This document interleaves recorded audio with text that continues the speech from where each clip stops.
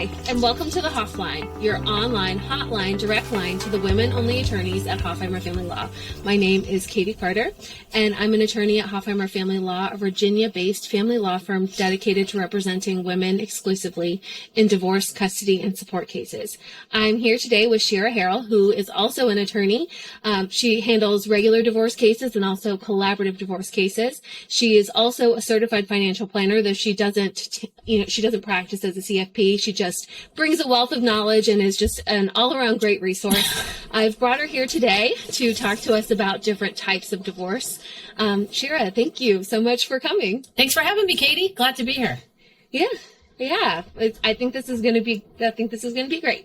So would you mind starting us off by telling us, a little bit about the different types of divorce and how lawyers think of different types of divorce? Sure. So in a broad category, you can think about litigated divorces and non-litigated divorces. For litigated, that's the traditional going to court, going before a judge and things like that. But there are other ways to handle a divorce in a non-litigated fashion. You can do various forms of alternative dispute resolution. So that can be negotiation, it could be mediation, or it could be collaboration. And each of those has different rules and different formalities to it, but all yield the same ultimate result, which is reaching a comprehensive agreement between the parties so that an order can be entered reflecting the terms of the agreement. That sort of leads me right perfectly into my next question, which is basically, do you think it's fair to say that there's not really so much different types of divorce, at least as it relates to an uncontested divorce, so much as there are different roads that lead to the same end, and ultimately that end in uncontested divorce cases is the separation agreement? Yes, there are definitely several different roads you can take. The first road is negotiation, and negotiation is something that parties sometimes handle on their own without attorneys. Of course, you have to be careful in doing that. And of course, never sign anything without having it reviewed by your attorney. But negotiation can be just the parties. It can be one party has an attorney. It could be both parties have an attorney. It could be communication by phone or by letter or meeting in a conference room and just exchanging offers and counteroffers until you reach an agreement. Mediation is a little bit different because you still have that volley back and forth, but now you have this third party mediator. And the mediator is not there to make any decisions or give any legal advice, but is there to help facilitate productive conversation. So to help each side understand what the other one is seeking. And mediation can take different forms. You can have a mediator have both parties in the room, and the parties can be there with or without their attorneys. And more commonly, when parties have attorneys, the mediator will have the parties sit in different rooms, and the mediator or the lawyers will go back and forth between the parties with counters and counter offers. Because sometimes it can be uncomfortable to sit in the room. And I think that's something that a lot of women tell us is, oh my gosh, I do not want to sit in this room with him. I don't want to talk to him. I don't want to look at him. And that's fine. We can totally handle that. You don't have to see him if you don't want to. We can facilitate it in this way where either I would go back and forth or the mediator goes back and forth. To help volley counter offers and offers to help guide us to an agreement. And then another method of resolving a case would be collaboration. And collaboration is an approach where both parties agree not to file anything in the courthouse, and they both commit to resolving all the issues they have between them without the threat of filing, without actually filing, and sort of this good faith approach of full disclosure of all information. And through a series of settlement meetings, the issues that need to be discussed will be addressed, and you kind of tick off a to-do list of all the things that you need to address. The difference between collaboration and mediation and negotiation are the people involved. So I mentioned in negotiation and mediation, you may or may not have lawyers, but in collaboration, both parties have lawyers. Everyone has to have a lawyer, and that lawyer needs to be collaboratively trained. In addition to the lawyers, you also have a financial neutral, and that person is either a certified financial planner or a CPA or someone who has those financial designations. And that person is there to gather and analyze all the financial information of the parties and help the parties come up with different ideas of how do we divide this up? Who keeps what is the best division? What are the impacts of the division? And the other person involved in the case is a mental health professional. And this person can act as a divorce coach, because the number one reason why settlement talks fail is because of a failure to communicate or a lack of a communication. And sometimes people let their emotions overcome their communication skills or their better judgment. So this divorce coach is really there to help process when things get tough, when we talk about sensitive topics. So with the team approach of with the coach, with the financial neutral, and with the lawyers, it's this team-based approach of really brainstorming.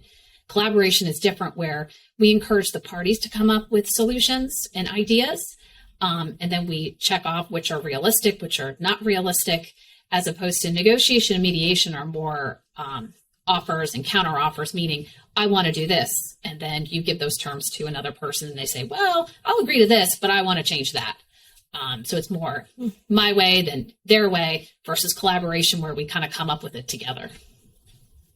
Yeah, I think that's definitely an important distinction. And kind of to recap the basic different kinds of divorce, I would emphasize that, in a litigated divorce, you are going in front of a judge and ultimately putting the final disposition of your case in his or her hands. Yes. And you have very little control over the outcome. It's just a question of the evidence, the witnesses, that's how strong of a case you can put together.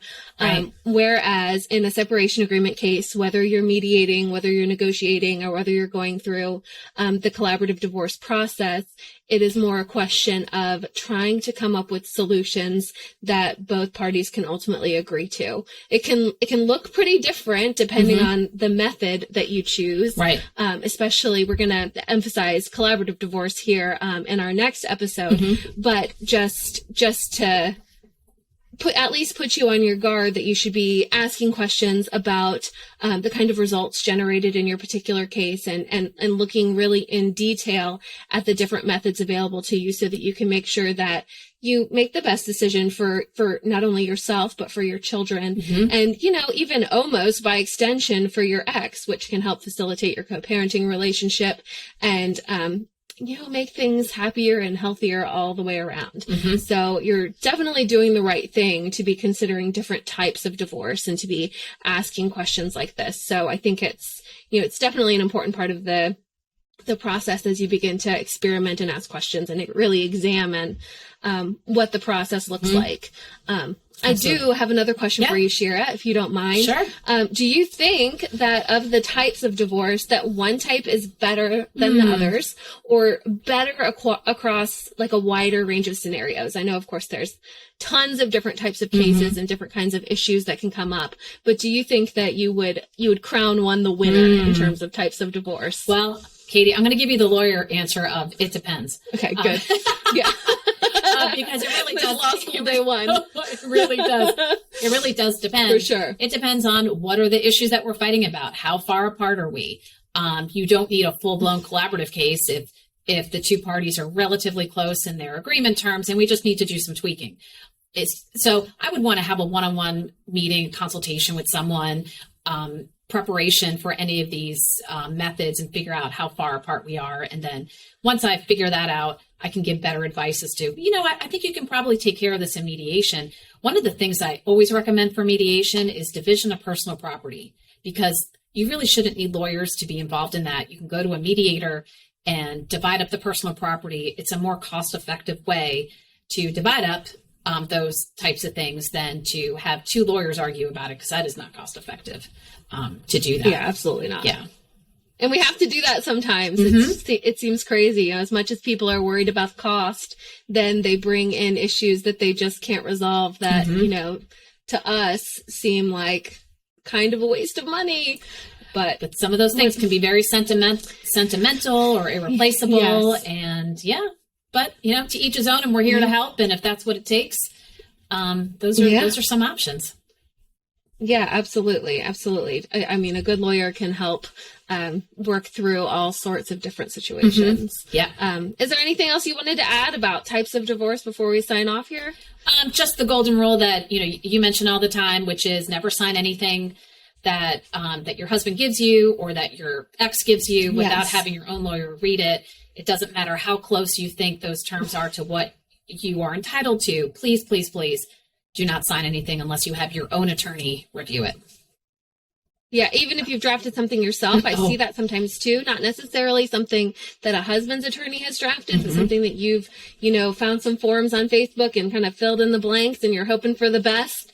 It's a really good idea to just have it reviewed. You don't necessarily have to hire an attorney, just to meet with an attorney and have an appointment where you go over the agreement just to make sure that it says what you think it says and that it's going to stand up in court the way that you hope it does. I have seen people draft agreements for themselves that are worse than what their husband's attorney would have done for them. So, you're not necessarily doing yourself a service. You're not saving that much money versus just coming in and having an appointment where you look in detail at that agreement and make sure it's as good as you think it is. Exactly. Because for most people, there's tens of thousands, if not hundreds of thousands of dollars at stake in a divorce. So you definitely want to make sure you get it right. That's right. It could be the most expensive mistake you make if you sign it without it having been reviewed. So yeah, I lose sleep over that. I worry about those things. Right. Thank you so much for joining us, Shira. I think these points are all really important, especially for women who are figuring out how to begin to move forward and what the best case scenario is going to look like for them. As always, before I sign off here, I just want to remind everyone that you can visit our website at www.hoflaw.com for more in-depth resources, including articles, free reports, books, information about our upcoming seminars. There's a ton of information on there. So definitely check it out if you have questions and if you're not sure how to move forward. And feel free to give us a call, 757-425-5200. We're happy to meet with you and talk through your options with you. But thank you so much for tuning in. Have a great day.